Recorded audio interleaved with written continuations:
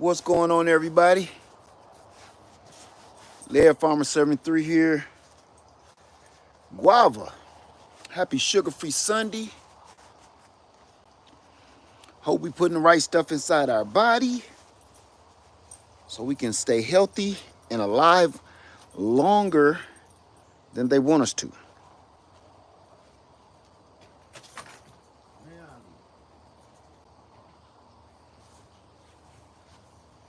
All right, so it's good to see y'all in here. Trying to keep it upbeat. I wanted to show you something, but at the same time, we need to have a talk, all of us. I'm going to do a quick Laird Farmer field trip with y'all, and we're gonna take a little quick look at what I got going on. But Locks and Lance said, so happy for this rain. I went and got 2 more IBC totes. And the reason why I went and got 2 more IBC totes is because it doesn't take that much rain to fill up an IBC tote. Do you understand what I'm saying? That thing is bulging over now. It does not take a super thunderstorm. That thing will fill up. That will fill up in 2 hours of a good rain. That filled up in a little over an hour, up to about 75 to 80% in just a good hour. So I told my wife, I said, I'm running and say there's no shortages if you grow your own garden, chickens, beef. Well, that's not what we're talking about, because clearly me and you know, the difference between things we need to be doing, but that's what we're going to talk about, okay? There are shortages. Let's not get that twisted. Now, right now, let's be honest with ourselves. The shortages have already started happening. And I'm not talking about from me watching the news or nothing like that. I'm talking about, let's be honest. If you go in,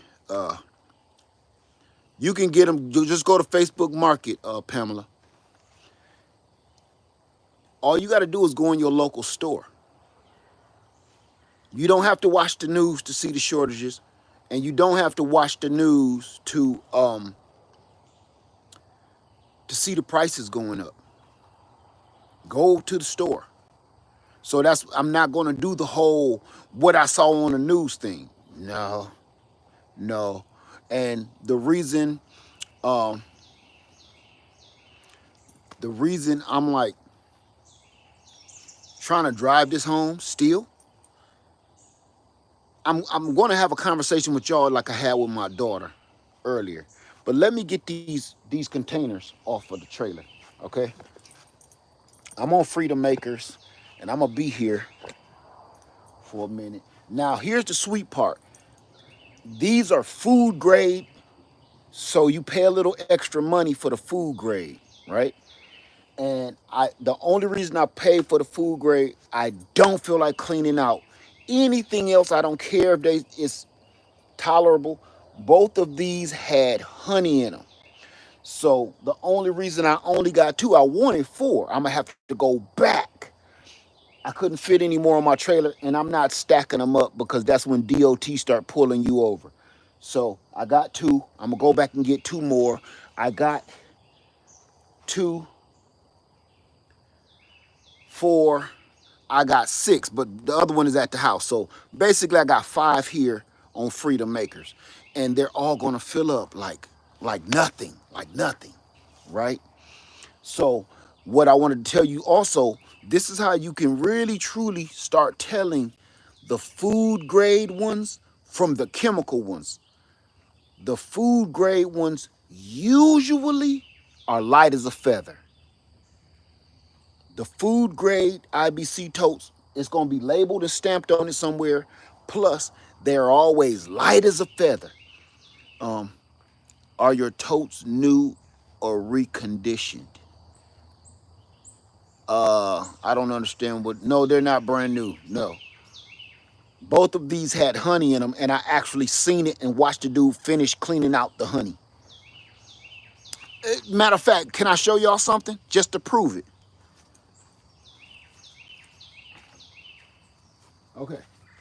He gave me this. He gave me this honey that was in the bottom of one of these. He said, "You want to clear out the rest of them?" He tilted this one over and cleared out the rest of this honey. This is not my honey.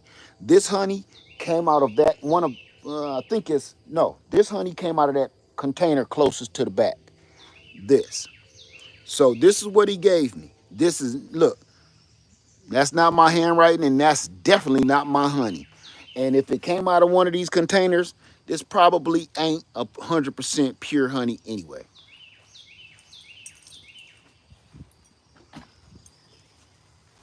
So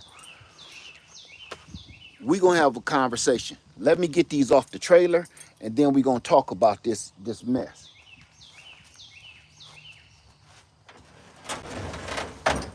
You see how light this is?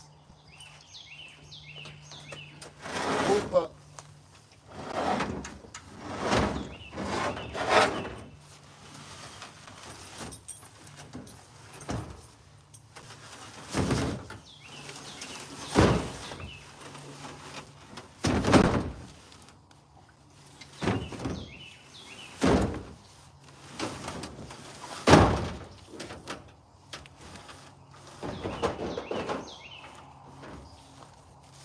I'm gonna put y'all over here so y'all can kind of see everything I'm doing.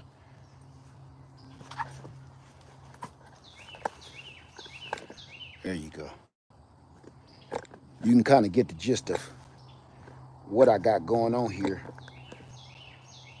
There we go.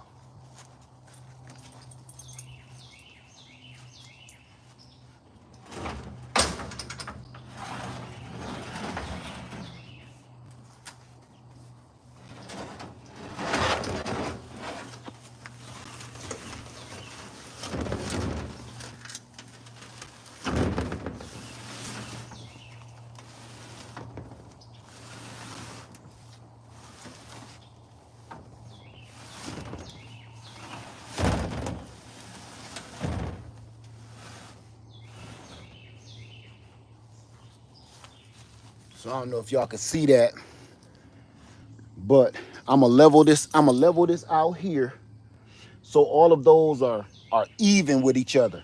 I'm gonna put a third one here. I'm gonna put a fourth one in this corner here. I want them all at the same level of this one, so they all fill up evenly. And then, so that'll be 4 right here. And then this is what me and Lady Lead did. I just want to show you this real quick. When Lady Lead was here with me, and we set up this run here, right here, and I didn't have the IBC tote at the time, so I just ran it into the pickle drums. And right now it's kind of half-assed, but it's okay. It works, and they're full now. And in the meantime, I was like, let me continue to catch water, fill them all up. Anyway, okay.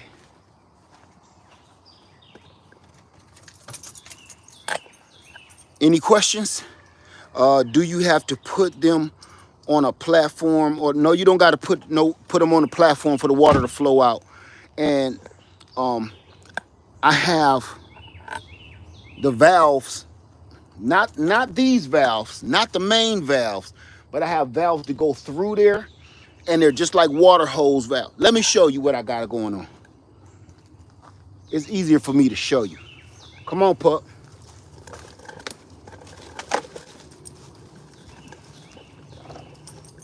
Like this. See that? That's going to come out of all of them. This valve right here is going to come out of each and every last one of them. And I'm gonna let you in on a little secret. Uh,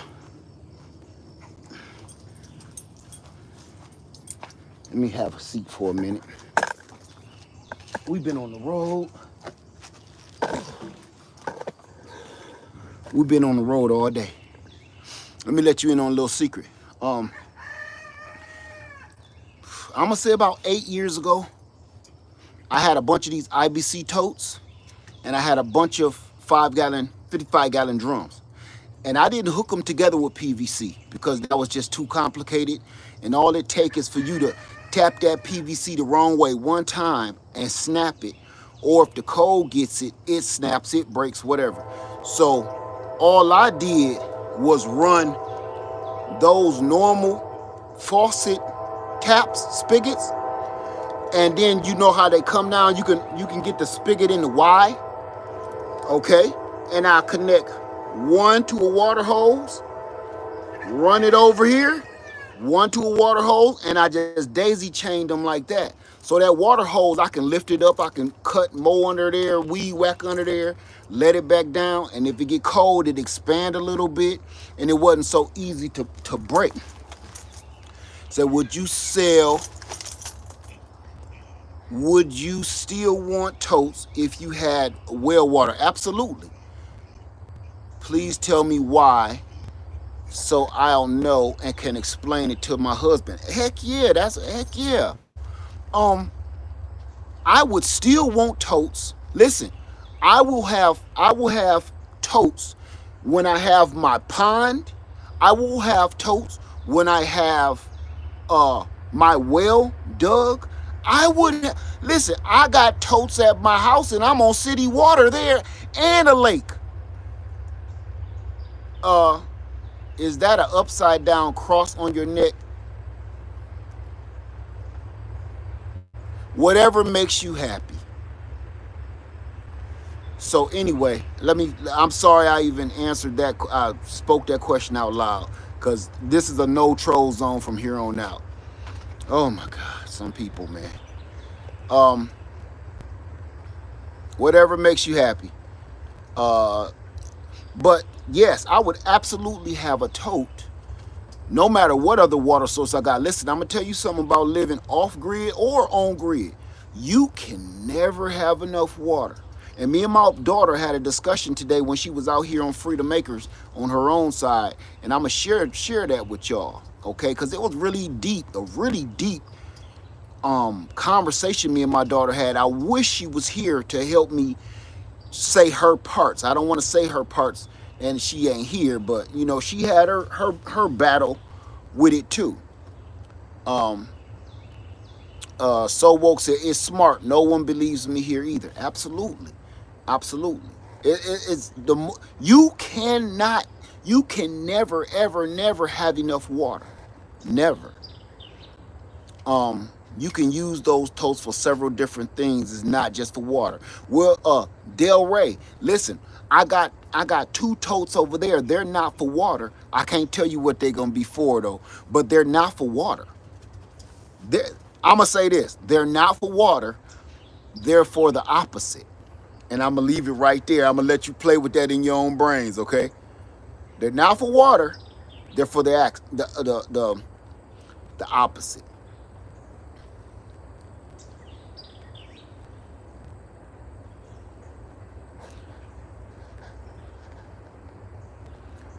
Do you have to put any additive in the water you collected to keep it good? You know what's funny? No, I don't. I don't put anything in the water. I mean, you can. I'm not saying do me. I'm saying you can put whatever additives you want in the water, how you see fit. I'm not going to go there, okay?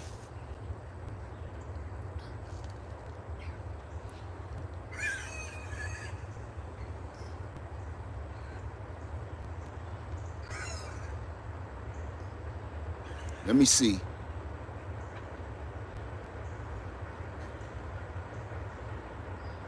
Okay, so I wanted to show y'all that yes, you need to filter your water no matter what, okay?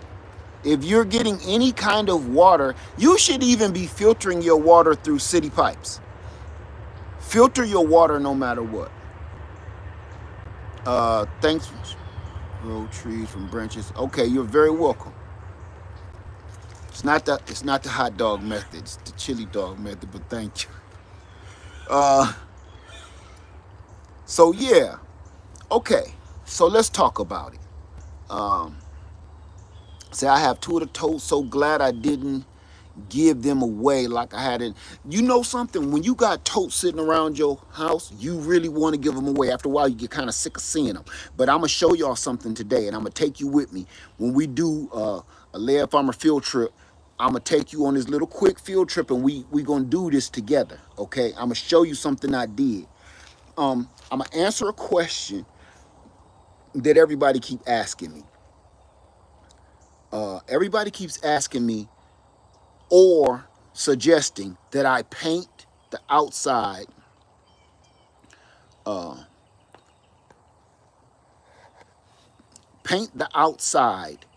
black so it helps with the algae situation, right? Easy, please don't put anybody else's channel name on here, please. All right, no offense, just please don't do that. Until if I don't know them and I haven't seen them, you could email me somebody else's channel, but please don't put nobody else's channel in my chat, please. All right, no offense, just stuff is getting weird, please. But let me see. How you doing, Ivory? How you doing? It's good to see you. No worries. No worries. All right. Now this is what I'm gonna do. I'm gonna take y'all and answer that question. Should you cover up your IBC tote when it's opaque or clear like that? Absolutely. Because it will probably take, in the heat, it will take 24 hours before your IBC tote is as green as this grass out here. It only takes one good day, okay? So I got to get my sweet potatoes planted too. So I'm going. Y'all ready to go and show you what's on the menu? I'm not even going in the house yet. I've got my my bug out trailer. I got that here. Okay. Brought my bug out trailer. One of the let me see, my family thing crazy. Let me see. My family thinks I'm crazy, but I have recently been stocking up on baking soda. Let them think you're crazy right now. I'm gonna tell you, and this ain't my opinion. If somebody think you crazy for stocking food right now, they're the ones that's crazy to me. With everything you see right now, do you use anything to prevent mosquitoes from breeding in your water? Yep, look, a net, a catch net, absolutely. Can't wait to see the sweet potato. Well, I'm about to rearrange my garden right like today. I don't know if you're gonna be around for that, but I'm about to rearrange my garden so I can I got tomatoes and peppers and stuff over there planted, but I need to get my sweet potatoes in. So let me show you what I'm doing. This is for, look, I haven't even put it on yet. You need to cover up your IBC totes. But look, instead of painting it, let me get this to you. How much does it cost for a can of paint? Or how much does it cost for a roll of that plastic to go around your tote? How much does it cost for any material, right? You know how you cover up your barbecue grill, right? They got these for IBC totes.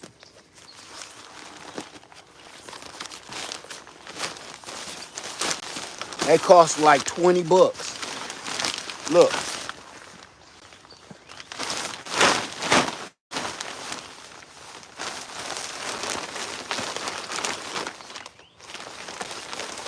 So I'm going to halfway put this on together with you. It got a zipper in the front to make it easier to put on.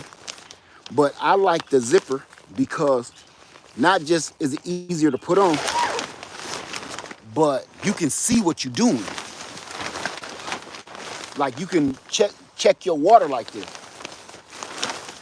So I'm gonna try to put this on live, okay?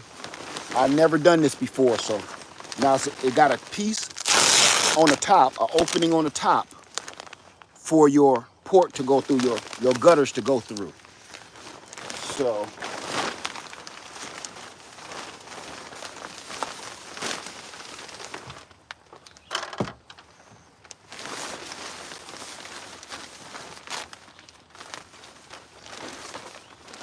I'm gonna do this to the best of my ability. It's a little cumbersome, but stick with me, okay?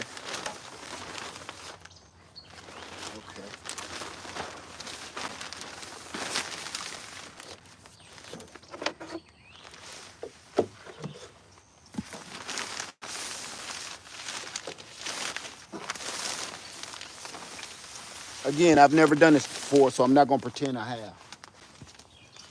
I've never used one of these. Now, the only takeaway that I can think, the only bad thing that I can see that will be bad with this is snakes gonna want to go up in there because it's gonna be warm. The other bad thing about having anything black over your IBC tote, it makes the water extremely hot. That's not always bad, but you understand what I'm saying? Okay, I'm gonna try to show y'all this at a better angle.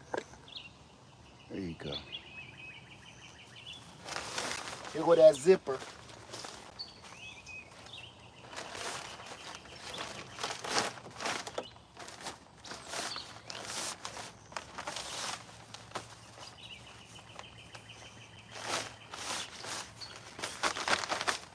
Boom. It's that easy. It's that easy. I'm gonna zip that back down. Now I can check how high my water is.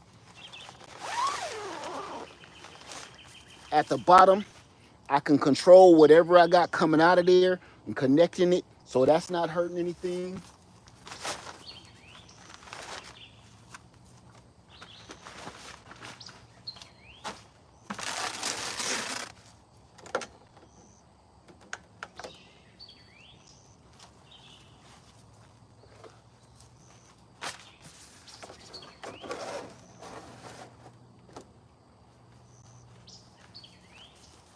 I'm done. It's over with. And it's covered. Fully covered away from the sunlight. So that will help prevent the algae. And it's a perfect fit. And it literally probably took me a whole 5 minutes doing all this talking and live. So I bought 4 of them. So I'm going to put them on each and every tote that I have. So I don't have to worry about algae buildup and contamination. Oh, for everybody that's wondering, my pigs is getting huge, number one. And that Yelani tent is still up. The Yelani tent is still up. Okay. Any questions?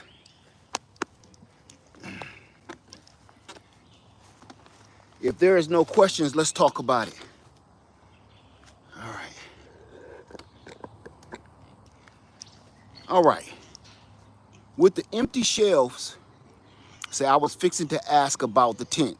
I left it up because I wanted to make sure it can make it through the rain, the sun, the heat, the cold, everything.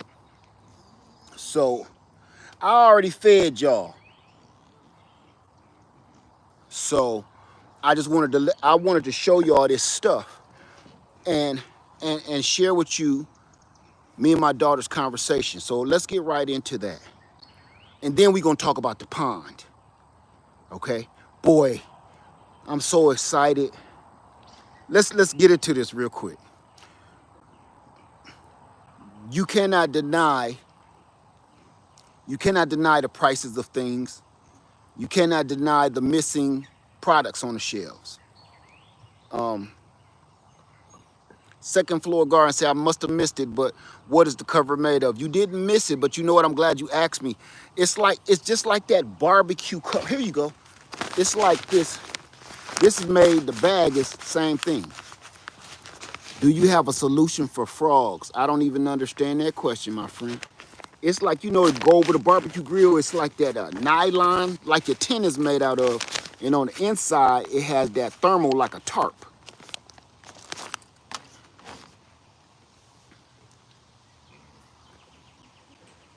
I don't have any hot water on right now. It's summertime. I have zero use for hot water. And right now, all I need to do is just, if I need hot water that bad, it takes seconds just to heat up a pot of water. I'm not even using my system right now. I don't know what the solution about frogs. I don't understand what that question is. But I hope that answered your question, second floor garden.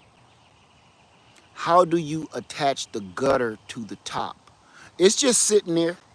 It's not attached. It's not permanently attached. Like, it's not hardwired into it. It's literally just sitting, hovering over that tank, because I have to do too much stuff with it. So that's why I didn't want to go there and start hardwiring it into the tank. Because if you have an overflow situation, basically I just wanted to be easy. And plus, um, that wasn't my permanent engineering idea. Okay, my point when I put that tank there and everything, because it's leaning. I didn't level the ground. I didn't do nothing. I just knew I was ready to catch 300 gallons of water, and I needed it. So once I set up my system, like, I want to show you my system. This is a perfect angle, but my doggone truck is in the way. Let me show you something. Okay, this is better. Okay, I got gutters on this side of my wood stove. You see that? But there's nothing in the back here. So everything you see up and down right there goes on the back. So I can't run it because of my wood stove chimney right there. So I'm going to bring it down, and how it's coming down right here on the side of the house, I'm going to stop it there and make it go back and connect with this gutter system. And I'm going to run it around the back into all of those tanks, if that makes any sense. So the reason I'm telling you all of this is because sometimes you will be sitting down and relaxing, and it gives you ideas, right? Where did you purchase the water totes? You can purchase them from anywhere. Where I purchased them from, it ain't gonna do you no good. Try Facebook Market. Go to Facebook Marketplace. So any and every one, the gardens need those setups. Absolutely. Let's put it like this. Let's say you on city water, right? Let's say you on city water. You got your water running all day watering them gardens, when you could be using rainwater. And basically all rainwater is in these totes is just focused rainwater, free, water in your gardens. You know, and let's be honest. In some municipalities, they won't let you use your water at certain times. Just like, you know, at certain times they have the burn warnings where you can't burn things in your yard, you can't barbecue. It's the same thing with water. So if that happens and you trying to grow a garden and they telling you can't use but X amount of city water, man, you don't got to worry about that if you got these totes and water in your garden, right? Over the years, I've said pretty much what has been said on your channel concerning stocks up on food. Absolutely. Absolutely. I was talking to my daughter today. Let's get into that. And then we're gonna end this video with the pond. Uh we gonna end this with the pond. No, you ain't gonna keep on coming back and forth. That's insane. Um, Me and my daughter was talking the other day, and I told her I know living on Freedom Acres off grid like that is not ideal, right? Um, it's really not ideal for most people living off grid like this.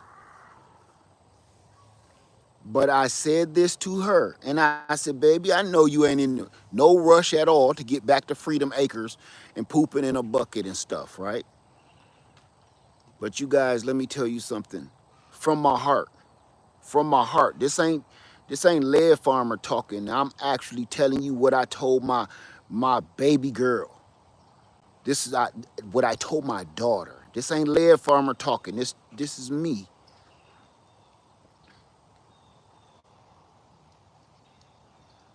I don't know if people know it or not. I don't know if people even care. But we are about to get hit so hard.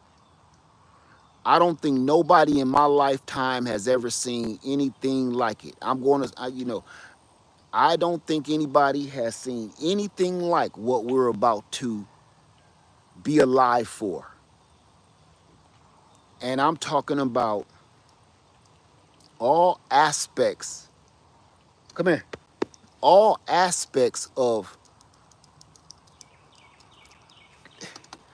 how can I put this?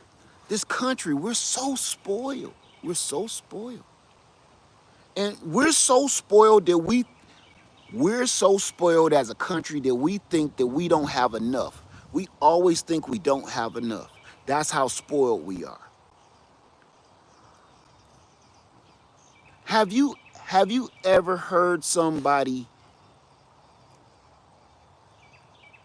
bitch moan and complain about they didn't get their latte mixed right at Starbucks or something and have a whole fit about their coffee wasn't blended right or their fries are cold? They tear the club up because their fries are cold. Their French fries that was served to them from some fast food worker that's making $5 an hour. So they're willing to go to jail. Let me tell y'all, let's be honest with each other. They're willing to go to jail because the fries that was served to you by a waiter or waitress or cashier was not as hot as you personally like them.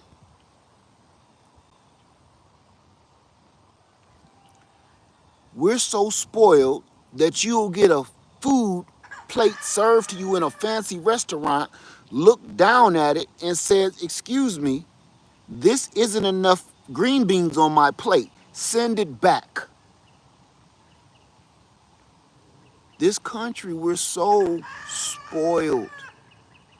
We don't know what poverty is. I'm going to be honest with you. Even some hood folks don't got a clue of what real hunger feel like. You know, I'm going to tell you and I can prove to you how spoiled we are. Because we're all fat. We are all suffering from some ailment due to some sort of obesity problem in America.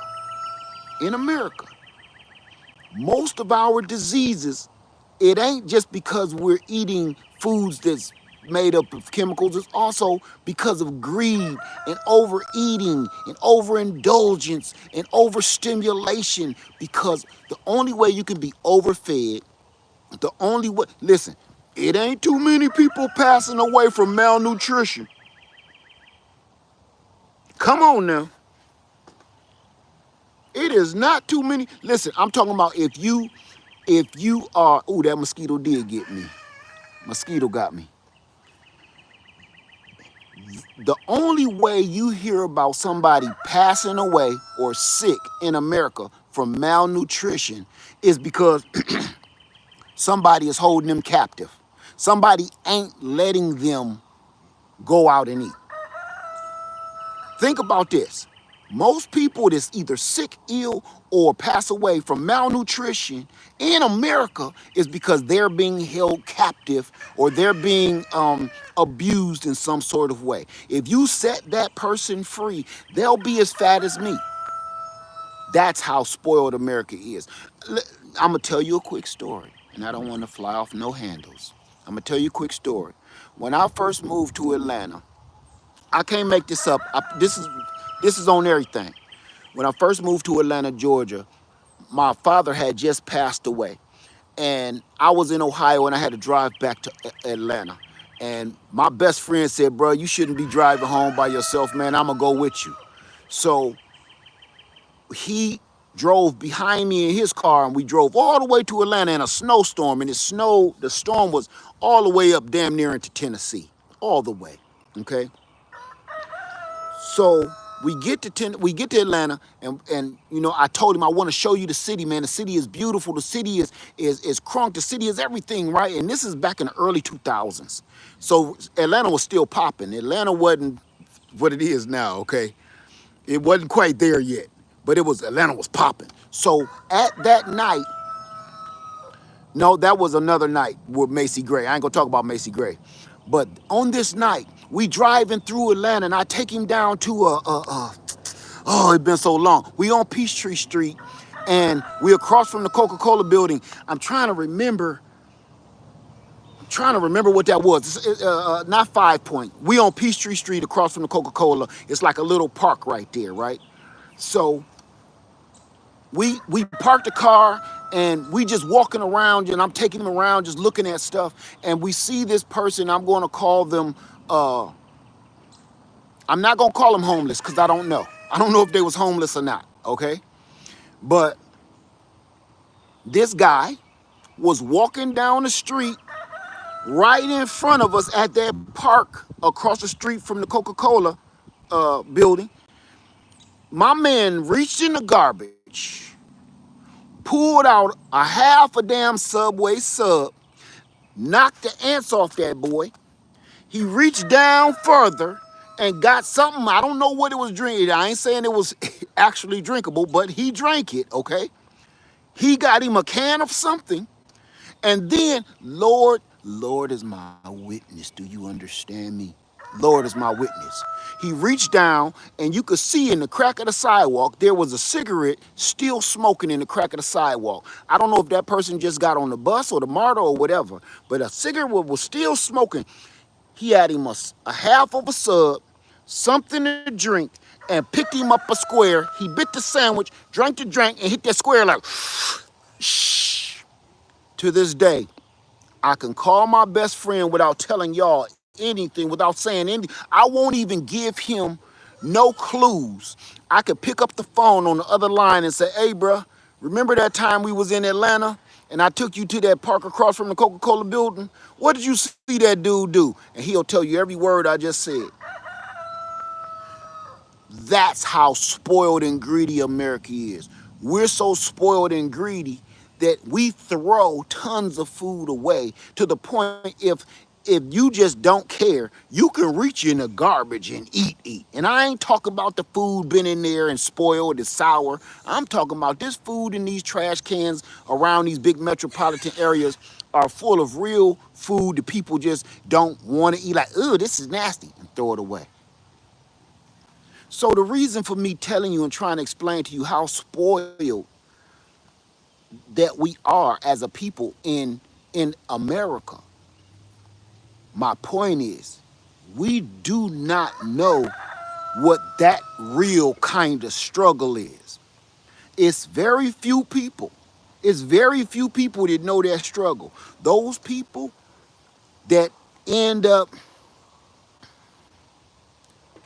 sharing their bodies with people for money, they kind of understand. I ain't talking about the ones that do it for fun. I'm talking about the ones that have no choice. I ain't talking about the ones that's being forced into it. I'm talking about the ones that have no choice. You understand? Um, We ain't dealt with nothing like what's about to happen before. We haven't dealt with it. I don't think there aren't too many people around that can live without the without technologies of today. There aren't too many people that can live without all of the toys and fun and just everything is at your fingertip. You hungry? Give them your card, give them a piece of plastic, and they give you food. It's getting too dark, you hit a button and your lights come on. You thirsty, you turn a knob and water falls out of it, and it will fall out until your whole house floods.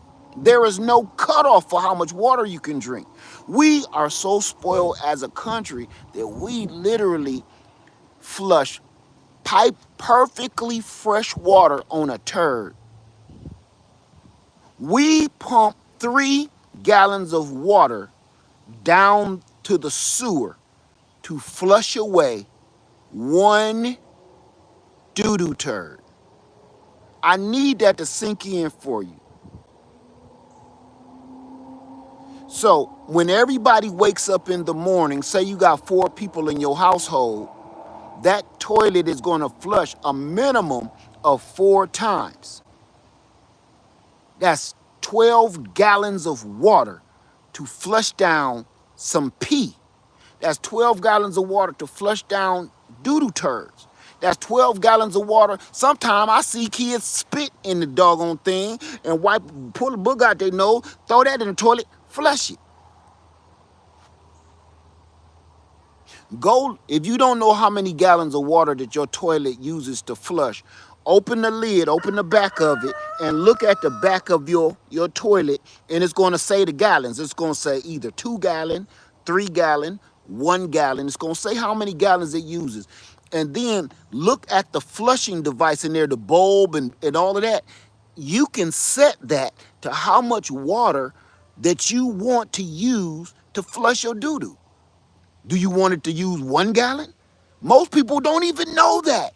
They don't even care, long as it flushed the crap.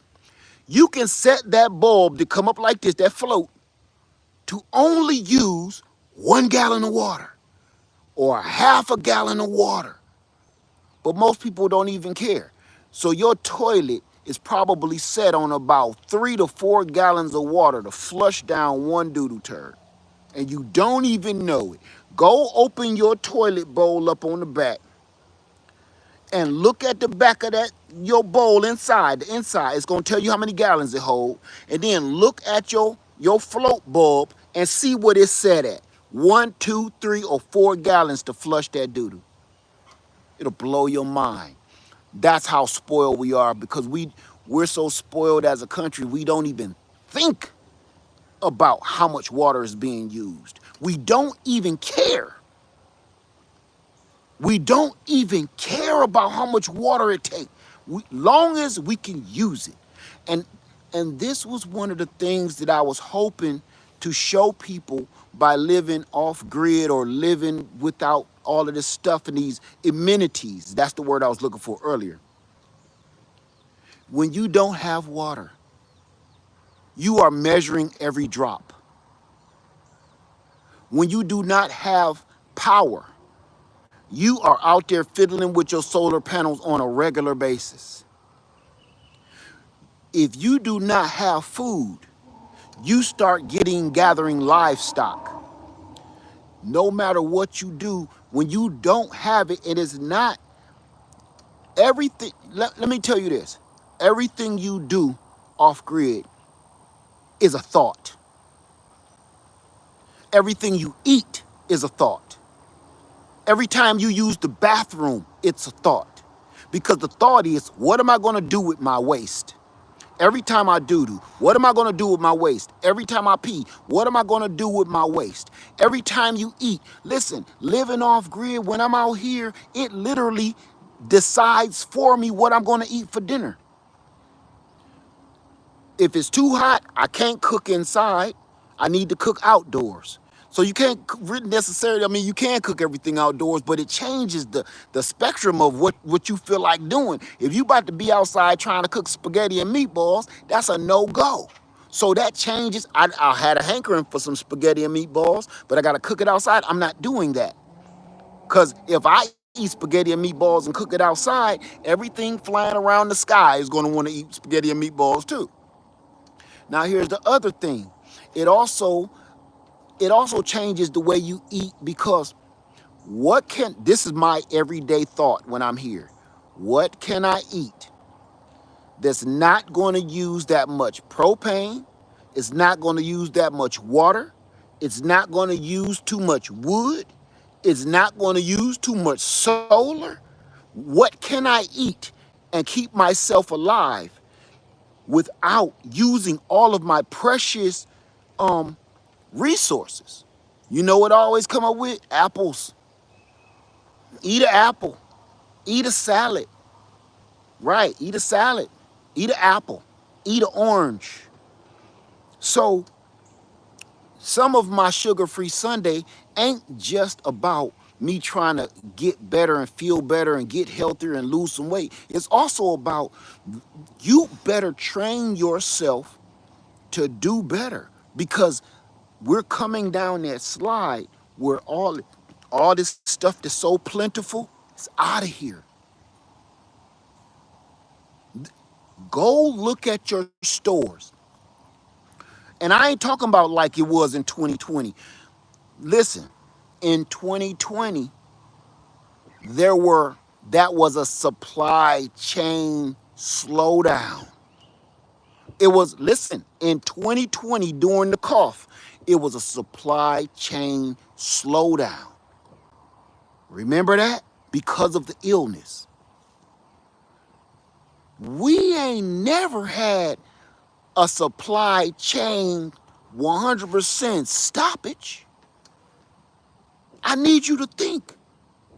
We have never had a supply chain stoppage.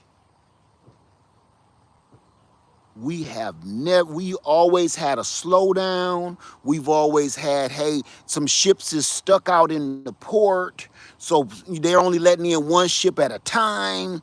We've had that. We have never had anybody say, don't bring no more of y'all stuff over here. That's still funny to me. We have never had anybody stop the flow of the supply chain because somebody said, we don't need none of y'all stuff anymore. Don't bring none of y'all stuff over here anymore. Period. So this is not a shortage. This is not a slowdown. This is a complete put the brakes on imports. The only sad part about it, which I don't understand why most people don't understand, is this. Y'all can do the math all you want to, especially the naysayers. This country now in 2025 is built up mostly on imports. We import more than we export anything.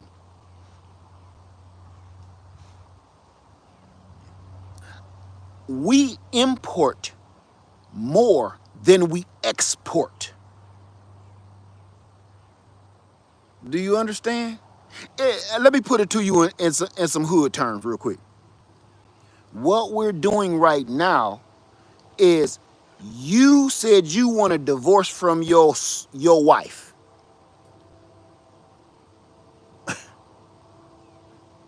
She doesn't care. She loves you, but she ain't gonna fight you. Why ain't she gonna fight you after you ask for a divorce from your wife? Because she know absolutely everything is in her name. That's what we're dealing with the supply chain right now. We don't own anything as a country. You understand? That's why all these other countries are not panicking. because we owe them more money than they'll ever owe us. Don't let nobody lie to you and tell you that that's the truth. Let me tell you, America owes the rest of these countries more money than they owe us. That's why they're not budging. That's why they're not moving. And they playing poker. This is political poker. And you know what they see? You bluffing. You don't got nothing in your hand, America. You're bluffing. We know your economic crisis. We know how fat all of y'all are. Y'all only fat because y'all dependent on everything that everybody around the world imports to you. Meaning, every other country is slim, trim, and fit because they're always working. When Americans is overweight because we're enjoying these cheap products that's being given to us. Given to us. So we get a chance to not work as hard and eat more food because it's cheaper, because we have somebody else making it and importing it into us. We don't know what it's like. We don't know what it's like. So I told my daughter this. We all about to find out. And I ain't talking about the presidential stuff. I ain't talking about that. I'm talking about we all about to find out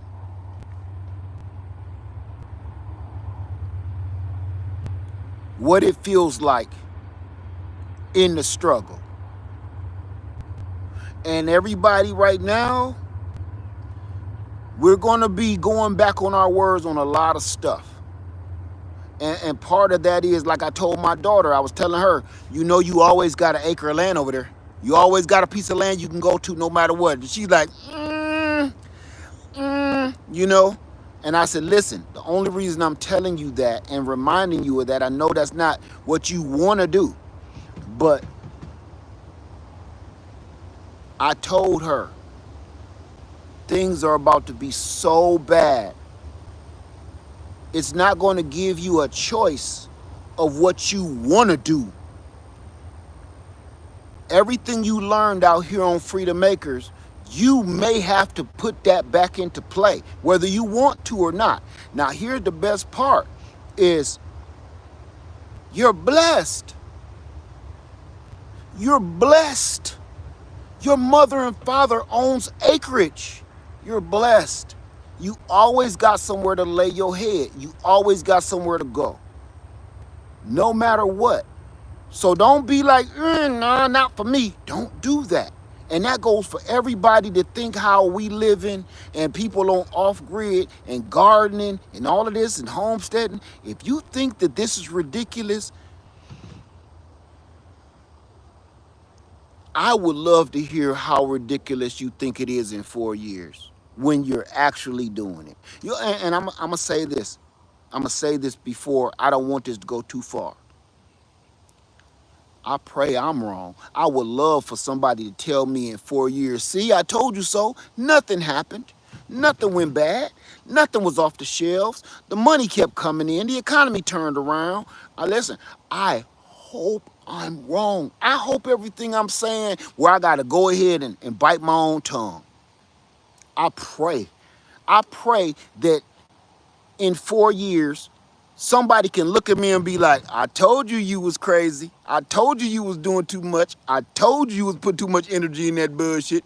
I hope that somebody can tell me that. I hope so. I'm not even joking. This is one time in my life I want to be wrong.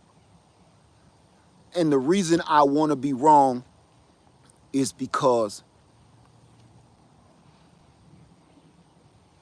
I can't even fathom all Americans in damn near poverty. We can't even, listen, we don't even know what, well, I ain't talking about us, but you understand, the politicians, they don't even know what to do with the homeless population as it sits right now. Think, as the homeless population sets right now, We don't know what to do. So they're making up stupid rules and laws. Just ship them off to another city. Ship them off to that city. Gather them all up, ship them off to that city. You can't do that with 80% of Americans that's homeless now because they can't pay their mortgage and can't pay their rent. The problem with homelessness has not been solved ever. So now we have a problem with homelessness as it's set, but now we are looking into tens of thousands of people, Americans losing their job. When you lose your job, it's a domino effect. You lose your job, you lose your money, you lose your house, you lose your car, you lose your food. All of that is a domino effect that you cannot deny, right? You can't deny that. So if you don't got money for food, shelter, clothing, all this other stuff, you don't got nowhere to live. So where does that lead you at? In a Yolani tent? If you can find somewhere to set your tent up, that is. Because they cracking down on people just setting up a tent and a tarp.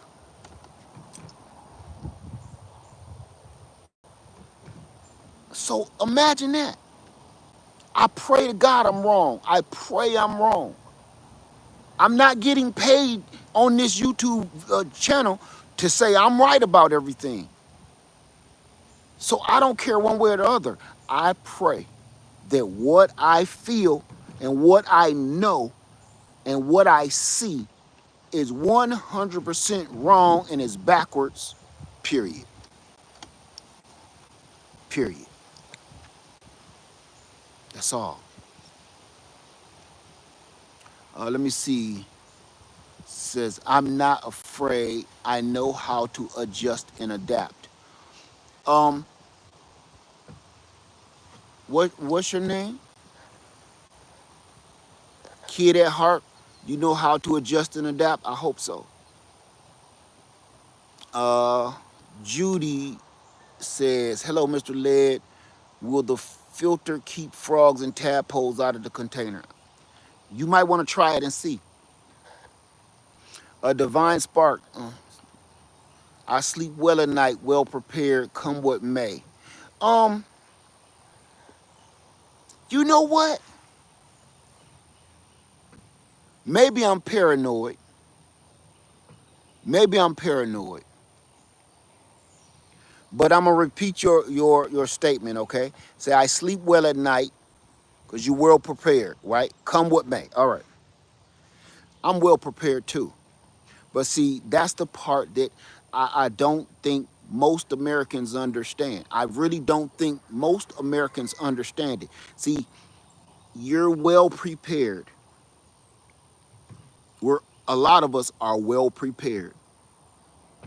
You ain't well prepared for, and I'm going. This is joke, but not joke.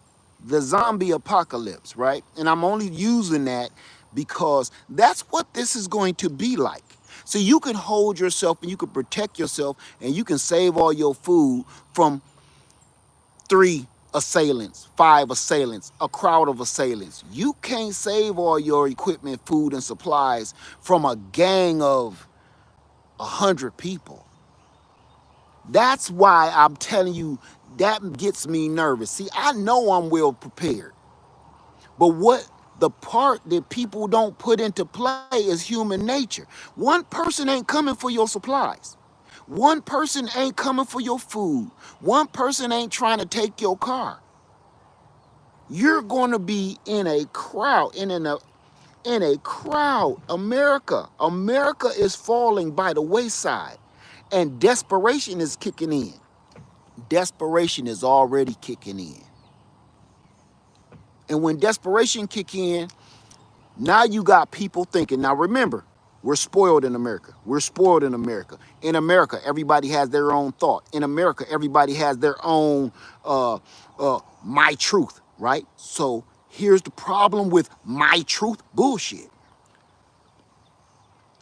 When people say my truth and how they feel about everything instead of the way it should be, here's the problem. Because your truth also means you think that what you want is more important than what is supposed to be. So if this person has been stocking and getting their supplies together, gathering their water, gathering their food, getting their livestock, getting their gardens together, right? They've been doing it. They've been grinding. They've been doing what God asked them to do, correct? For some reason, most Americans think you can spare some of that. You can give me some of that. If they came to Freedom Acres and seen all this food and livestock, you can share. Give me some of that. It won't hurt you to share a little bit. See what I just said? See what I just did? Right there, I've been grinding. My family been grinding. I've been putting together. I've been getting ready for this mess. But the other people keep telling you, you're crazy. This is a joke. This is insane. What y'all doing is ridiculous. This will pass over. This will blow through. All of a sudden, when it don't blow through, like it did in 2020, a lot of people start getting robbed because they felt, hey, you drive a BMW, so you don't need all that food. You drive a Cadillac, you don't need all of this. My family needs some of that. My family needs that more than, look, and let's be honest here. It will get to a point where people say, well, okay, we see this on the news right now, right? I'm not going to talk about anything political like that. But let's say this. Certain people voted for this man, right? And now they're like, wait a minute. You can't cut health care. You can't cut that program because my son has autism. Do you see what I just did? So all of a sudden, your son having autism is more important than everybody else's constitutional freedom. Do you see how that works? The problems or the situations in your household became more important and top level than the rest of everybody else's. Don't do that, kind of heart. Don't do that. You can't do that. Yeah, gotta go. You can't do that. You can't put how important things are to you above the rest of the country because you could have done that with your vote. That was universal where you had a time to shine, right? But all of a sudden, now you remember that you're on Section 8. Now you remember that you're on all kind of dialysis medicine. Now you remember that your son and your daughter is autistic. Now, all of a sudden, your situation is more dire and important than these people receiving government assistance and food stamps. And you try to use that whole thing of your son has physical disabilities or mental disabilities. So when those people feel like their situation is more important than anything you doing because they're seeing you've already broke away from that part of government assistance. You've already started stocking up food. You've already started stocking up medications and everything that your family is going to need for that type of situation because maybe your family has those too. So what they do, hey, my son has asthma too, and we're all out of inhalers. You think we can borrow one of your son's inhalers? And you got 500 of them boys, right? And you like, no, I'm sorry. But my son is gonna die. I'm so sorry to hear that. That's terrible. Wow, what happened? Did you get robbed on the road too? No, I didn't get robbed. I didn't know this was gonna happen. I didn't know he was gonna do all of this. Ooh, ooh. I'm so sorry. So all of a sudden, her son becomes more important than your son because she's looking at numbers. Your son has 500 inhalers, her son has none. And all of a sudden, she and her son becomes more important than you. Mind you, let's back up. You've been preparing. You've been stocking for that situation. You only have 500 inhalers because you knew you wanted your son to live to at least 18 to hope to God that in the asthma, he grows out of it. She didn't. So all of a sudden, she thinks she deserves some of your supplies. So my point of saying all of this is why I'm nervous. It's not that I'm not nervous about being prepared. I'm not nervous about I got enough ammunition. I'm not nervous about if I got enough food. I'm not nervous about any of that. I'm nervous about human nature because we're spoiled. We're surrounded by a bunch of spoiled, self-indulged, selfish people. And those selfish people turn into your worst nightmare and your worst enemy. Let's I can even make it a little sweeter. Look at the people when they say, uh, what is it? What is it called? When they think that the reason that they didn't get the job is because you got the job.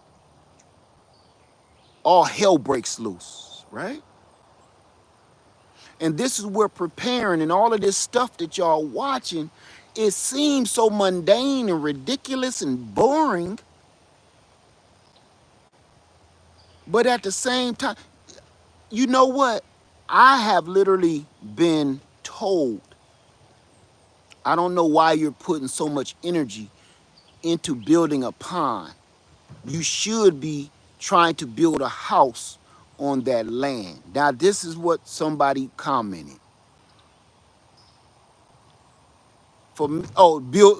That's what it said. You should be trying to build your wife that house that y'all showed on that land. Okay, that house was $400,000. That house was almost $400,000 the way we showed it on that video. $400,000 the way we showed it. I need $10,000, less than $10,000 to build that pond. I got a tent sitting right there. I got other tents, and I got a shed. And we're in a doggone crisis, economic crisis, that you'll be sitting in a fort. Let me back up so y'all really understand where I'm coming from. My land is bought and paid for, period. I don't owe a nickel on this land. I don't owe a red cent on my land. If I have my house, my wife, a $400,000 house built, it all starts over again. Then I don't own anything again. That doesn't even make any sense. Why would you be debt free and own all these acres and then put $400,000 worth of debt smack dab in the middle of it? That ain't what my wife even want. That ain't how she want it done. Listen, if my wife wanted us to go into $400,000 worth of debt, that house will be sitting right here. The reason why we don't got that house is because we trying to save up and pay that house down as much as we possibly can before we even think about it. We in an economic, and look, and that's before this president even got into office. Things was bad even when this president got into office. Things wasn't set up for us to be sitting out here wasting no $400,000 on no house just to have our pinky out. This is not pinky out time at all. Right now, you need to be, while lumber is low, everybody need to be going out and trying to get as much lumber as they possibly can and build whatever the hell you can build for as cheap as you can. And I had a video like a week or two, and I said, is it too late to purchase land? Hell no. Everybody that ain't owning no land or owning something for themselves, you should try to do it now before the second boot drop. Everybody. And this is why. I know most people like, you don't gotta have no land to grow no garden. You don't. You don't. It's the truth. Hell, I used to preach it myself. But you know what? If you don't own anything, you don't got nowhere to go. When they start coming and they start, listen, hey, yo, they arrested the mayor of Newark, New Jersey. You arrested the mayor for nothing. When you can start doing shit like that, You know we done hit the fan. You know the boot done hit the poop. The boot got poop wrapped around both sides of it. That's how bad it is. This is not a supply chain shortage. Let's get that verbiage correct. This is not a supply chain shortage. This is a supply chain stoppage, complete stoppage. So all you gotta do, and I'm not saying go watch the news. I'm not gonna say watch the news. I'm not gonna say watch the media. I'm not gonna say that. What I will say is everybody got some family in California, like me. Ask them to tell you about what the ports look like. Not from the news. Ask them to tell you what the ports look like from their eyes. Make them FaceTime you what the ports look like. Make all your family members all around all of these ports, like in Savannah and stuff, make them send you pictures and FaceTime you pictures of the nothingness that's in these ports. Look, I've driven past 3 ports in the last couple weeks. Florida, Savannah, where was the other one? It was somewhere else in Florida. Florida and Savannah. I'm even just say 2 because I can't remember. Florida, Savannah, and Titusville. Nothing. Nothing. You know what we like to do every time we pass on one of those huge bridges going into Savannah or going into Florida? The best thing to do is take pictures of all the tanker ships and the cargo ships coming in and out of the ports. There is nothing there. There is nothing. You know what was there? I backed that up. That's a lie. It was a lot of fishermen that ain't even supposed to be in them ports. It was a lot of fishing boats in them ports because ain't no big tankers coming through. I ain't saying they doing it legally, but they was there.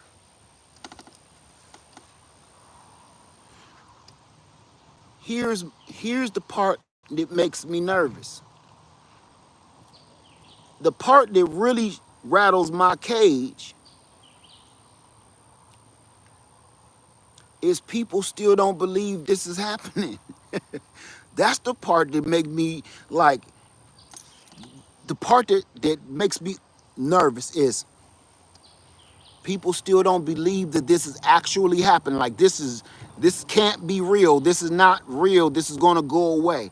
What makes me nervous is that's already making me nervous. They still don't believe that we in a bad, worst of ever situation. But the thing that scared me even worse is this. I don't want to be around these people when they finally wake up. I don't want to be around some of these people when they finally realize we on our last slice of bologna. I don't want to be around these people when they realize we on our last doggone spoonful of peanut butter. I don't want to be around, I really don't want to be around the people that's addicted to certain things like cigarettes, alcohol, wines. I do not want to be around people that have addictions and now they can't get their fix. I don't want to be around people when they wake up to the realization that we are in the worst economic time probably in all of our history. And everybody keep talking about the Great Depression, and they always repeating things of historic events from the Great Depression. We are in that. You need a piece of paper and a pencil and write down your day-by-day activities because this is all going to spiral down into a bowl of crap. And just be ready for it. And I'm gonna say this too. Let me see. Katina says my brother has finally woke up about prepping and gardening and such. Amen. I'm telling you. Let me see. Lena says, so stay prepared and you're not crazy led because most people who know and feel have faith and spiritual knowledge. Thank you for that. Judy says, Mr. Led, the other people who do not prepare tell you if the world change, I will come by your house because you know I don't even talk about them people no more. Cause I ain't gonna say cause people don't like hearing me be unkind. So here's another one. Let me see.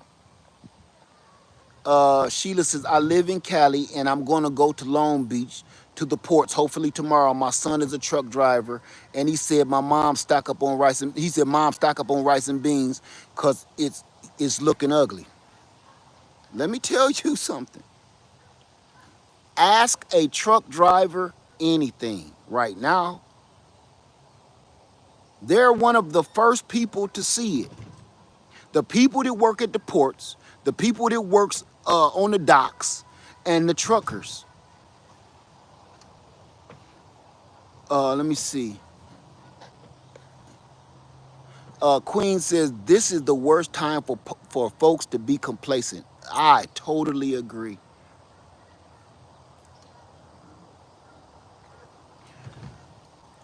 I I'm not gonna do the whole "I told you so" thing, but I told you so, right? Miss Dimple says I'm a driver, and yes, it's ugly. Yes, sir, you are right, and I stacked up on rice and beans. You are right. Can I tell y'all something else? Can I? Who just said Miss Dimples? Let me. I want to say your name right, Miss Dimples. Miss Dimples. You know what I've noticed? I used to be a truck driver years ago, and I've noticed something that's freaking me out.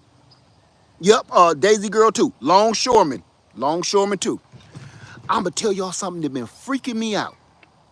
You know what I've been seeing a lot of? Now, I've been doing a lot of traveling. That's why I've been putting out a lot of pre-recorded videos. I've been seeing, this is for all my truck drivers that know what I'm talking. I've been seeing a lot of bobtail cabs. Have you noticed that? I've been seeing a lot of bobtail cabs driving up and down the highway with nothing on them. I've been seeing a lot of empty flatbeds with nothing on them. And for the people that don't know what a bobtail is, it's the cab with no trailer on it. That's number one. And then a empty flatbed trailer. Let me tell you what my truckers know already. If you bobtailing or you got an empty flatbed trailer on the back, so you ain't really got no too much weight on you, that is dangerous as hell.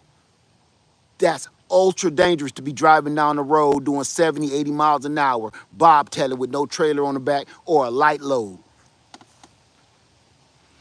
Let me see. Miss Dimple says one too many bobtails, and they stopped paying for bobtails too. So that's right. Oh, they stopped paying for bobtails. So that mean that man driving down the road. That's why he's speeding, doing 80 down the highway, bobtailing, because he ain't making no money, and he's trying to get to a load faster than somebody else to go pick up that load. You want to hear the worst part? Is when he get to the point of destination, it's like a Uber. It's like Uber. Once he gets to that point that he's trying to get to and he's speeding to, he'll realize somebody else already picked up that load. Now he just drove all that way, wasted all his fuel, wasted all his time. He lost money. He didn't make no money. He lost money in fuel and time. And now he got to sit there. If he ain't got enough money to go try to find another one, he got to sit there until he can come up with a sure thing. So now he going to waste money in a hotel room somewhere. Oh my God, don't get me started. Don't. That's why I stopped driving trucks. That's too stressful for me. Tell me I'm lying when I ain't. Look, when y'all riding down the highway coming to and from work or you going on vacation, whatever has you, look at the trucks. If it's, you just see the front of it, which is the cab, that is not good. If you see the cab and he's speeding, that's worse. If you see a flatbed trailer and it's empty, that's even worse. If you see a box on the back of the truck, it ain't got no locks on it, that's even worse. And people don't realize, man, when you see these trucks, you're looking at money. You're looking at the economy when you see these trucks. If you don't see trucks, this is bad. If you see trucks, uh, um, if you see trucks bobtailing, it's horrible. Horrible. Right? So that's really all I wanted to talk about today is, oh my goodness, um, Let me see.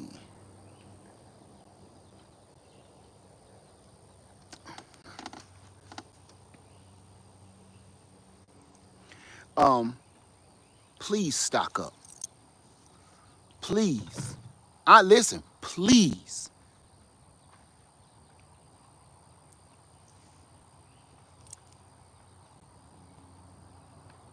Let me see. Miss Dimple says the only thing that's safe as a driver right now is a trash truck driving. You about right. You about right. Tommy says definitely not a joke. Seeing things disappear slowly but surely in some stores. Warehouses are getting empty. Uh, we need about 5 to 10 good bean and rice recipes. No, you don't. Just beans and rice. Don't try to recipe it and waste your supplies. You don't need a recipe. Okay, here's a perfect recipe for beans and rice to save your supplies. Beans, rice, salt, pepper. Right now we're trying to stay alive. We are not trying to have our pinky out and pull out the good silverware and plates. No, no. Save your chicken broth because you might use your chicken broth just to eat it. Just the broth. Beans, rice, salt, pepper, sparingly. Let's talk about one last thing. I was going to leave, but let's talk about one more thing. Fasting. Fasting. I have not eaten today at all. At all. Because I didn't plan on fasting today. But it's already what, 4 o'clock? Or past that? Let it go. Roll it all the way till tomorrow. Please learn how to fast. And I'm not talking about you got to do it in certain kind of spiritual way because people going to say, Laird, what faith is you? That ain't where I'm going. Learn how to fast because there's going to be days of famine that you won't have no food. Let me back up because I don't want to put that on nobody. I don't want to speak that into existence. Practice fasting because fasting will help you stretch your supplies that you've stocked up. I don't want to put, you're going to be starving. I don't want to put that into existence. Fasting helps you stretch your supplies. That means if you got if you got 5 cans of beans, and this is 7 days in a week, and you're sitting here rationing the food that you're eating, in your ration regimen, part of it should be tomorrow I'm not eating anything if I don't have to, right? Part of eating nothing is tomorrow I'm not eating anything. If I don't have to, if I'm not sick or I'm not depleted on energy, don't eat anything. Now, instead of 5 days of rations of beans, now you got 6. So if you fast every other day, or you can do it consecutively, whatever, if you fast, you just turn 5 rations of beans into 10 rations of beans because now you don't need to eat as much and your body start getting used to it. Now, I've never done it that much, so I'm not gonna speak on something I don't know what that I've done, but I know people that fast. Lady Led fasts, and I've watched her do it, and I know after a while she won't. I'd be like, babe, you gotta eat something, okay? Because after a while with that fasting, it seems like when people do a lot of fasting, they don't be hungry like that. Like it changes their brains, it changes their body. And I'm just speaking on what I watch my wife do. I'm not speaking on what I do. I'm practicing faster. So I'm learning how to fast. Not just to get closer spiritually, but to take in less food and you don't when you really just don't dang on need it. Right? So softer side says I've started eating once a day. Okay. So I really wanted to put that into play because if things actually go as bad as we all think that they're going to go,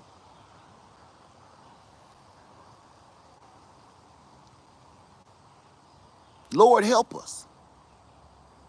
Lord help us. So let me see. We got 5 more minutes, but I'm going to do a whole video on the pond as well. Okay, not today, but we're going to do a whole video on the pond. Today, what I want to say is this. I found a way to get the pond. I'm going to be renting a backhoe, and I'm going to be renting a skid steer, and I'm going to do it myself. I don't have $10,000. I don't have $5,000. Period. I am going to, not only will I be doing it myself, and I don't have $40,000 for a tractor. So what I'm going to be doing is digging my own pond. So it's not going to be a 1/4 acre. And y'all want to go on one last layer farmer field trip? One last layer farmer field trip. And I'm going to show you it's not going to be a 1/4 acre pond. It's not going to be a 1/2 acre pond. It's going to be about a pond that's 100 feet by 100 feet, I hope. Come on, layer farmer field trip. Come on. Come on, pup. Get your paws wet, baby. All right. So I'm going to show you what it's going to look like right now. You may not understand from this angle. You see the solar panels way back there? Okay. Those are down that hill. Do you see that tree line right here? Okay, that's where I'm going to build the dam, the berm at. I'm going to push all the dirt up against that. That way, hold on, because we're going downhill here. Let me stop. We're going downhill. So starting at this barrel right here is where the pond is going to start. At least that's where I want it to start. And as you can see, we right here at the shed, right? I want it to start right here and this whole circle. I want all of this. I want to dig all of this out, all the way over to the pig pen in the garden, this whole circle. And I've measured it, and it's 100 feet by 100 feet. It's a red flag right here where my finger is pointing. That's 100 feet from the woods to that flag, and from those woods there to, I got another flag over here somewhere. Oh, there it is right there. You can see it. To that little bleached red flag right here, that's another 100 feet. This is a big area. Well, it's big enough for a pond, especially a manageable pond, and it's big enough for have plenty of fish. So I'm going to run down here real quick and show you guys like how big we talking, okay? So my big body will give you some point of reference. Now remember, from this barrel, just say to that blue tarp. So I'm gonna try to put both of them in. Okay, from that blue tarp to that barrel to that wall of trees there, and we're gonna bring it all the way around this whole wall of trees. Okay, so I'm gonna go over there. Hold on.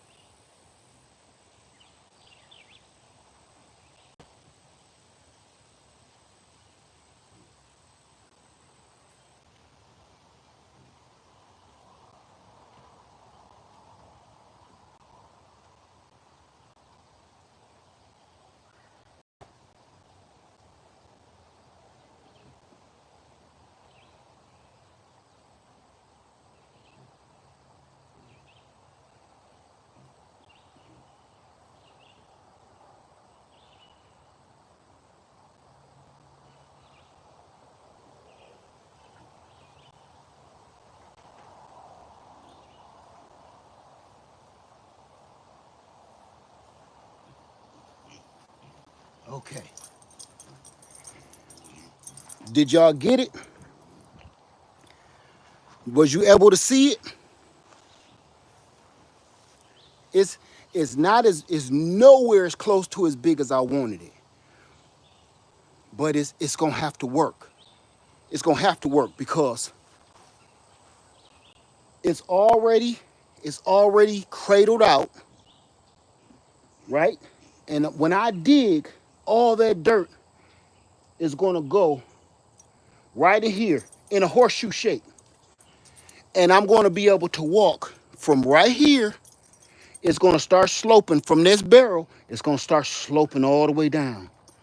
And I wanna make it about 4 feet, 5 feet deep, or as deep as I can get it. Now here's the other thing I wanted to let y'all know. Back in the woods back here, see, this is my starter pond. And you know what my wife said with her beautiful self? I said, I really wanted a bigger pond, you know? And she said, you can always expand it. Just rent another tool later, and when you're ready to expand, and then push it further into the swamp. My wife, she's a good one, boy. She a good one. So all you gotta do, when I want it bigger, when I start knocking them trees down and everything, expand it farther back, just farther back. Now, what you don't see is this is the actual natural area where the water runs. And where I stuck that pole at is all clay right here. So water is going to run down this way naturally and get captured right here. Because my land, that up there, my driveway, let me show y'all something. Let me show you something else that's pretty cool. Now remember, that's the lowest point of my whole land. Well, not the whole land, but that's the lowest point of my clearing. Now let me show you something. So you understand how much of a gradual slope we're on.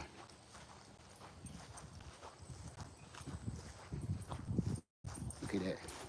She in paradise.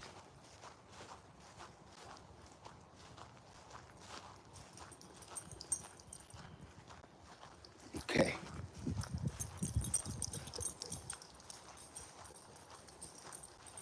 I want to show you a couple things. You can see all the way down my driveway. Oh, all the way down my driveway. You see these piles of dirt like this? Look at the pattern of these pine needles. Do you see it? Do you see the pattern? I'm gonna move slow. Do you see the pattern? Look. Do you see that?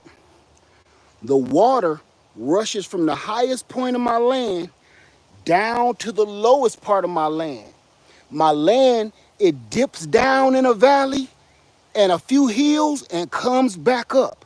So down there, as low as that is, water comes in whether you want it to or not. That's why when we have our house built, we're gonna build it here because it's at one of the highest points of the land, right?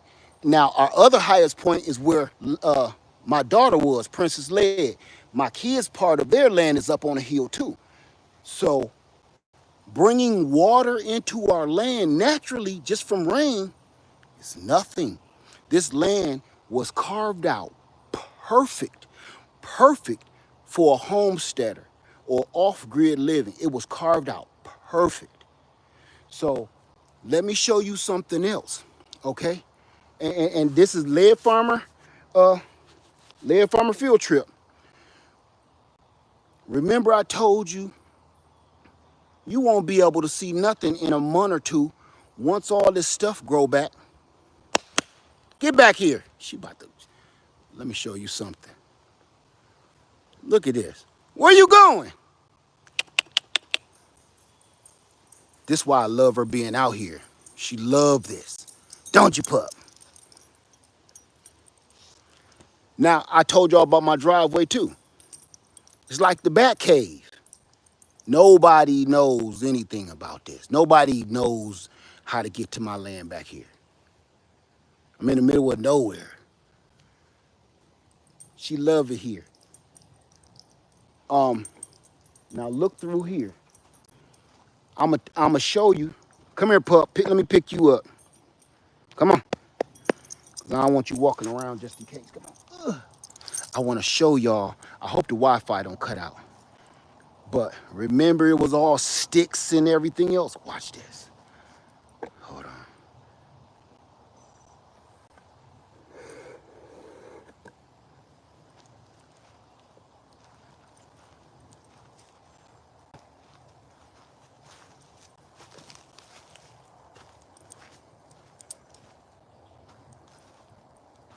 My own paradise. Now look where the water runs. Look where the water runs.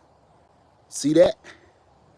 Straight up that path, that water runs all the way down there into the bottom of the valley where the water is running.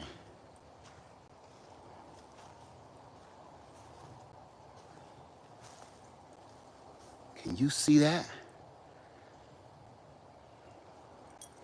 All of that is mine.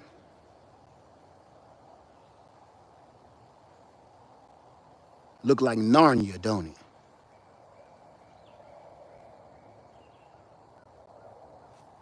Even with the junk, it's beautiful.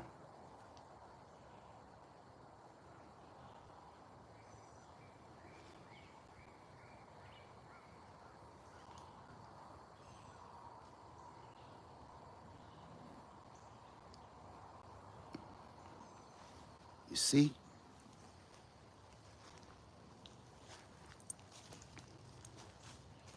This is what I'm talking about. I got enough natural trails in here where I don't really even need to really truly cut no trails. I can cut trails with a chainsaw. When I was thinking about getting a tractor, I didn't even get a bush hog because I really don't need one. But I'm bringing this information to y'all because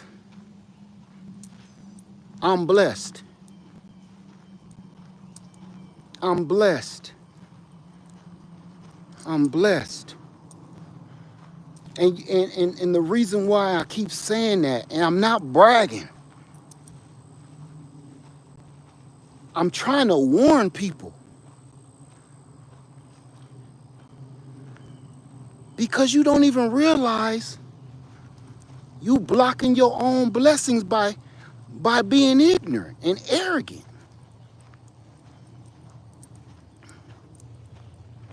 You not listening, not to me. You not listening to that still voice. You're not listening. And I got a testimony that I want to share with you.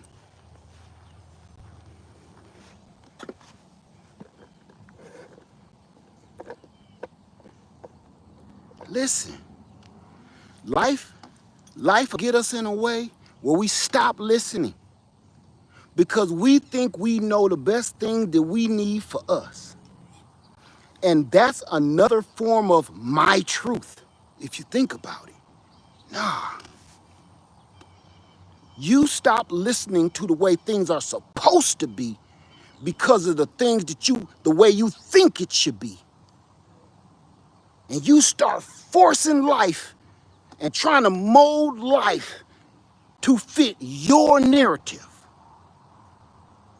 And that's when you mess up. That's when you mess up. You stop rolling with life and you start trying to mold it into what you think it should be. And that's when you mess up. When you rolling with life, you being guided by that voice. You being guided by that whisper telling you what you should be doing instead of what you want to do. And I'm going to be honest with you. I lost myself there for a minute. Over the last 3 months, I lost myself, and I'm not even going to act like I did. I became very angry. I was angry because I was so disappointed. I was so disappointed in people. And I became angry. I have became so angry in the last 3 months, I can't even watch my own videos. Because I'm like, oh, there I go tripping again.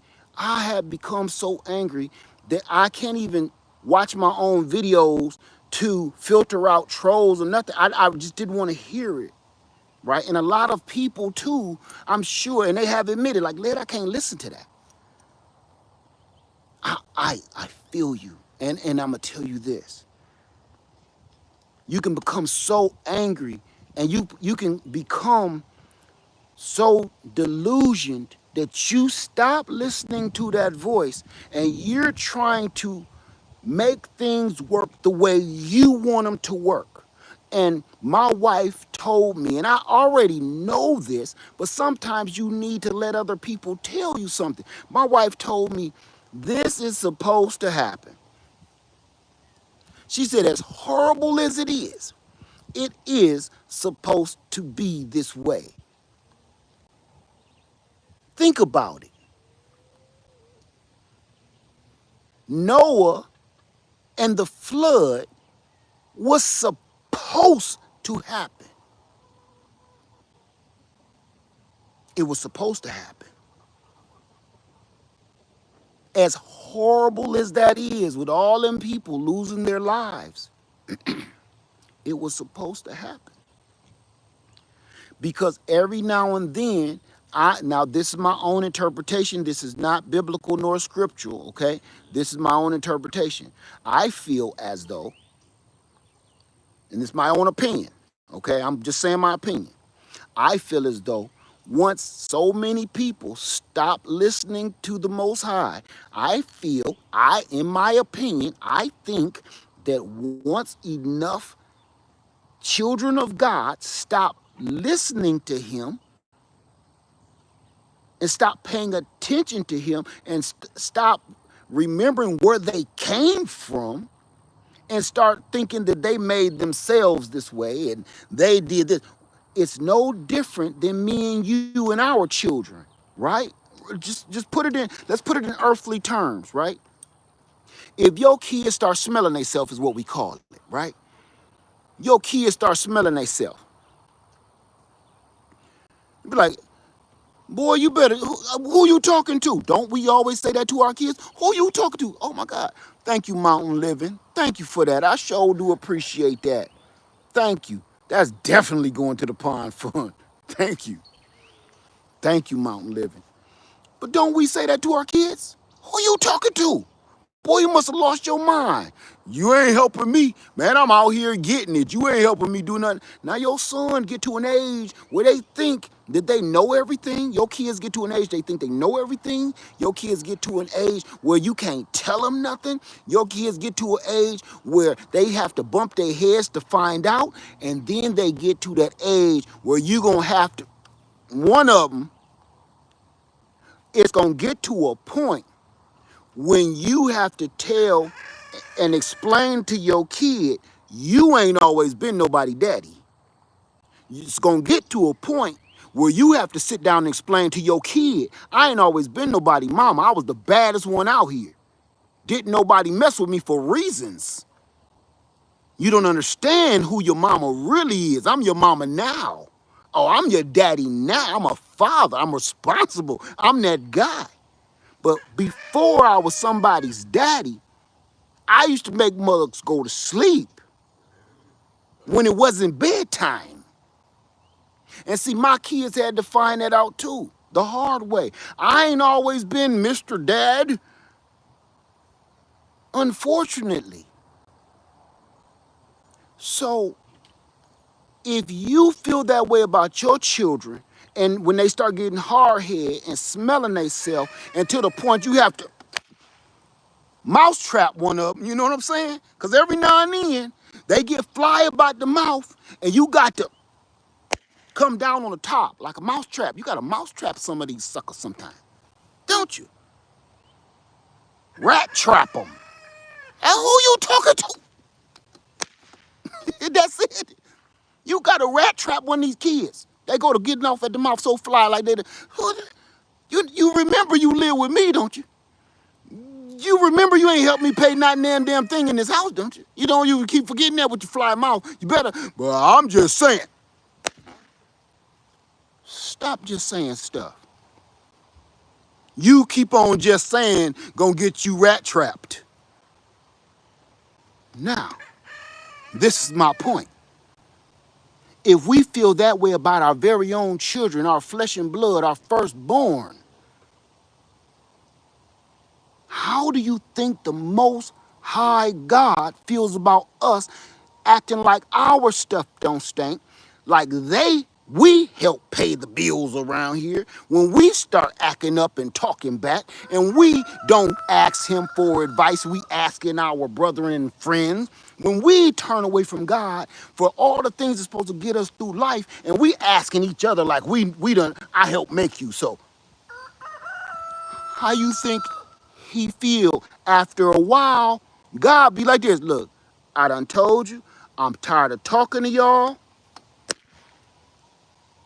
He rat trap us all. And I feel that a lot of people have turned their heads away from spirituality. They have adopted religion but turn their back on spirituality. They rather be in a religion going to a building with a bunch of other people singing the same songs than actually truly trying to find out the reason why they are here. What is their mission? What is their task? You want to know something else I found out? I also found out that some people, they go to church and they ask their pastor, Pastor, my husband is cutting up. What should I do to save our marriage? Go to the pastor. Pastor, my wife, I think she's stepping out on me. What should I do to save our marriage? Pastor, my kids is unruly. What should I do to save our marriage? You run to the pastor to ask him and his congregation what you should do about your family situations. And you want to know what? I can solve that. I'm not higher and mightier than thou or nothing, but I can solve your problem with one answer. Stay your ass at home. You go to church on Monday, Tuesday, Wednesday, Thursday, Sunday, and then you turn around and do it again. You're there so much, you ain't at home to hear what your husband even got to say, or to hear what your wife got to say, or hear or talk about the disgruntlement or the situation because you at church talking to the pastor about what you got going on and why your love life or your marriage and your children ain't working out. Because you should be having that conversation across the dinner table from your own, not with an outside source. See, you gave all of your problems to a man. You took your problems and gripes to a man and his congregation. You did not take and have a sit down and a word with your wife, your husband, and God, because he was the only mediator. And that's where you messed up. And that's where a lot of people mess up. You should be sitting there telling your husband, your feet stank. I wish you washed your stinking feet. Not going to your pastor in this building, in this congregation, with everybody singing the same song, talking about some, Pastor, my husband feet sure do stink and I can't take it no more. He said, well, have you asked him to wash his feet? I have, and he don't listen to me. Well, bring your husband in and let me talk to the both of you about his stinking feet. No, if you stay your ass to the house and tell him, you gonna do something about your feet. If you tell him and sit there long enough, instead of running to the church or the religion, you know what you're gonna find out? He said, well, you should do something about your damn breath. Cause that back tooth is going bad back there. Whoa. Okay, whoa. Yeah, I've been holding on to that. I've been holding on. I didn't want to talk to you about it, but since you've been here for over an hour, talk about my stinking ass feet. Let's talk about that mouth. That whole mouth. I work that extra shift. You always worried about me working too much. You know why I put in that extra 4 hours every day? To pay for dental that you don't use. Your whole mouth smell like it done fell off. It need crime scene tape around. You need a crime scene tape mustache. While you talk about my feet, the only time people can smell my feet is when I take off my shoes. Everybody can hear. And guess what? When the pastor be looking at you like this when you talking to him, he ain't concentrating on the Lord. He trying to keep his eyeballs from jumping out the sockets. Because your mouth. When I tell you sometime I'm not going to deal with your mouth. I'm not talking about your attitude. I'm talking about I can't deal with your mouth. So that's why I walks away. You always talk about, you always running away from the conversation. When we start a conversation, you run away because your mouth. I know you always tell my mouth, because my attitude. No, no, no, no, no. Not your attitude. Your mouth. The whole mouth smells like it need to say, police line do not cross right here. You understand? The crime scene investigators need to be in here dusting for prints to find out what the hell died in your mouth and who did it. So if you get away from religion and practice your spirituality, you will stay home long enough to talk to your loved one and have a conversation. And now he know your stinking ass feet bother you that much, and your mouth need to be replaced with another mouth. You need to have a mouthectomy.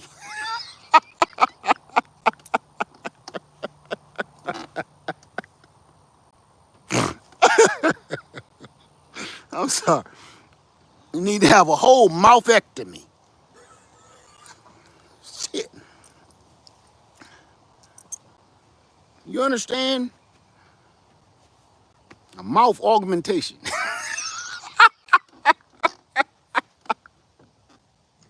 Sorry. I'm sorry, not a mouth augmentation. But you understand what I'm saying? My whole point of this before I went off the deep end was this. Religion, man, it has become the worst.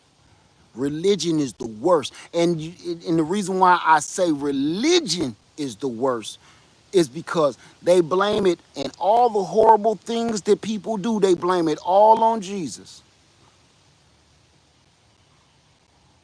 They say the horrible things that they do and the horrible things that they say is in the name of Jesus, don't they? That's religion. If you know good and well what you're doing to another human being and mankind is wrong and evil and wicked, but you saying you doing it in the name of Jesus, that's religion. That is not spirituality. Okay? So the reason I'm telling you about that is, I think a lot of people actually hears God's voice telling them what they should be doing, like right now, preparing for this situation, and they ain't listening because they think that they can get themselves out of this situation. That's what I think. If you don't listen to that whisper and that thought that's being put in your head because you think you can do it better, you're going to always stay right where you at. And I think that people can own land. I think that people can purchase their first homes, even in these dire times. I'm gonna share one more testimony with you. Me and my wife have purchased homes and land in the worst times in our marriage. And I'm talking about, when I say worst times, the worst financial times in our marriage. When you couldn't hardly find a job, we both working part-time jobs. Each and every time we purchased a house or we purchased some land was at the worst times like this. If you let somebody see it from the outside looking in, you would think we was crazy for saying, hey, let's buy a house right now. Those kind of times. So there is no real good time to get married. There is no real good time to have a child. There is no real good time to purchase a home. There is no real good time to purchase land. There is no real good time to start preparing. You supposed to do it when it crosses your mind. When the Father puts that on your spirit and puts it on your heart, you supposed to start activating. You ain't supposed to say, well, I don't got enough money right now. Well, my credit I ain't got no 700. I got about a 580. Okay. If you got a 580 damage, that means start working on it. Go fix it. That don't mean just because you got a 580, you shouldn't be looking for no home. You should be either trying to fix your credit or trying to find a program that will let you purchase a home with a 580 credit score. That's what you should do. You should look around your house and say, what of this junk I can sell? Everybody is waiting for the perfect time to live. And there is no such thing. Because right when that perfect time hits, the perfect time that you think it's supposed to hit, it's time to take a dirt nap. And then you go to asking Lord, Lord, please, not now. I just got everything together. I just got my house. I just had a baby. He said, I told you to have a baby 30 years ago. I told you to purchase a house 30 years ago. I told you to get married 30 years ago. I told you to leave that job and go on and write your best-selling novel 30 years ago. You wanted to do it your way. So your way took up all your time and all your life, and now it's time to punch out. But Lord, I ain't got it. When death come knocking, he got a key to the house. You ain't got to let death in. He got a key. He gonna knock because he got to be polite. Death gonna knock.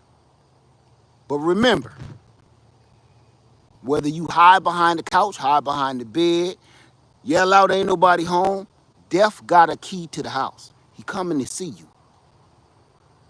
And if you wait until him to show up, wasting your time, wasting all your good energy and your life away. With that being said, everybody, stop waiting to prepare for this nonsense. It's about to hit us like Mike Tyson in his prime. And your chin is open. Listen. This is about to hit us like Mike Tyson in his prime. And the only other heavy hitter that I think that could rival Mike Tyson's punch is George Foreman. The only question is, do you got your guard up? Or is you wide open and your chin is just dangling there like doggone chimes in the wind? Because this is about to hit us all. With that being said, I'm just saying, Lead Farmer 73, please take this seriously. That's what I can say the best. Take this seriously. This is not a joke. This is not a test. This is all about to hit us like a ton of bricks. All right? With that being said, I got so much work to do. I love y'all, and I'm out. All right? Lead Farmer 73, I love you, and I'm out. Pup 73, we love you, and we out. And we out. Peace, y'all.